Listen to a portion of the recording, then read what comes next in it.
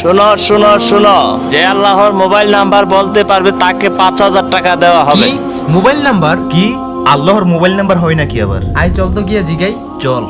আরে কি আপনি উল্টাপাল্টা কথা কইতাছেন? আল্লাহর কি আবার মোবাইল নাম্বার হয় নাকি? আরে হ্যাঁ মনে দিচ্ছে মনে ছদ্মবেশী।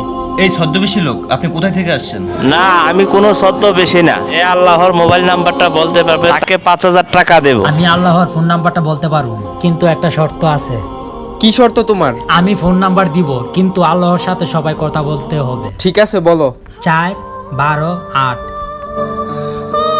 7 আর 17। আরে এটা কি নাম্বার দিছো? নাম্বার তো বন্ধ। আরে তোমরা বোঝো না, ফজরের 4, জোহরের 12, আসরের 8, মাগরিবের 7 আর এশারের 17। আমাদের ভাইয়েরা 5 ওয়াক্ত নামাজ পড়লে আল্লাহর দ্বারে যাওয়া যাবে আর আল্লাহর সাথে কথা বলতে পারবা। ভিডিওটি ভালো লাগলে সবাই কমেন্ট এবং সাবস্ক্রাইব করবেন।